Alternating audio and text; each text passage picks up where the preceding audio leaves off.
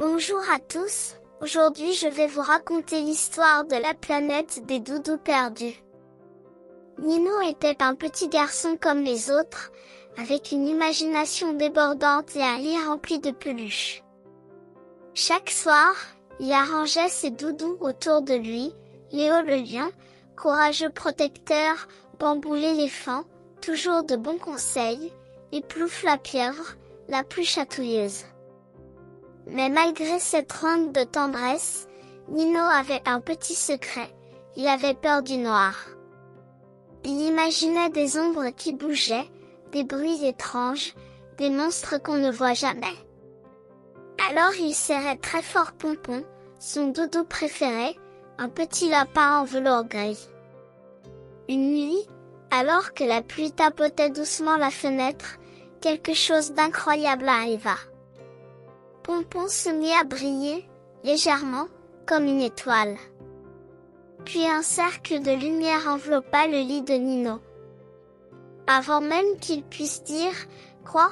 le lit trembla doucement et se transforma en fusée. « Attache ta ceinture, capitaine Nino !» dit une petite voix rieuse. « Pompon !» « Tu parles ?» s'écria Nino, les yeux ronds. « Bien sûr que je parle. Ce soir, nous partons en mission spéciale, direction la planète des doudous perdus. » Le lit décolla dans un tourbillon de lumière et de poussière d'étoiles. Nino vit la Terre s'éloigner, puis la Lune, des comètes filantes, et même une vache cosmonaute qui flottait tranquillement en lisant un livre. Après un long voyage, ils atterrirent sur une planète douce et moelleuse comme un oreiller. Le sol rebondissait sous leurs pas. Les arbres étaient en coton rose, les fleurs en feutrine, et le ciel avait la couleur d'un bonbon à la violette. « Bienvenue sur Pluchia », annonça fièrement Pompon. « C'est la planète où vivent tous les doudous oubliés. » Dans une grande clairière, des doudous tristes attendaient. Il y avait un ours au bras déchiré, une girafe poussiéreuse, un vieux crocodile à l'œil décousu. « Personne ne nous aime plus », murmura un petit singe tout mou. « Ils ont grandi, et ils nous ont oubliés. » Le cœur de Nino se serra. Alors, sans réfléchir, il se mit à les aider.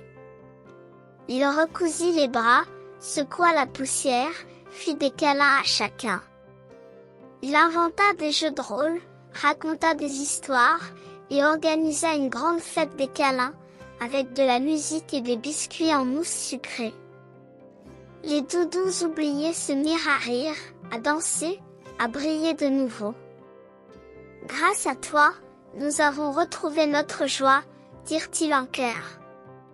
Quand il fut temps de rentrer, Pompon s'assit près de Nino dans la fusée. « Tu sais, Nino, la nuit n'est pas un endroit effrayant. C'est un voyage, un moment magique. Et tu n'es jamais seul. » De retour dans son lit, Nino ouvrit un œil, puis le referma. Un petit sourire se dessina sur son visage, et Pompon se serra contre lui.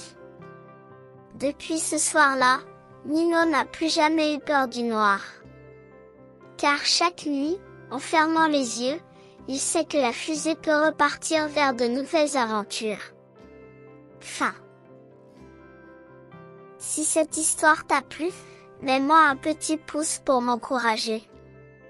N'oublie pas de t'abonner à la chaîne pour ne pas rater de nouvelles autres histoires. À bientôt.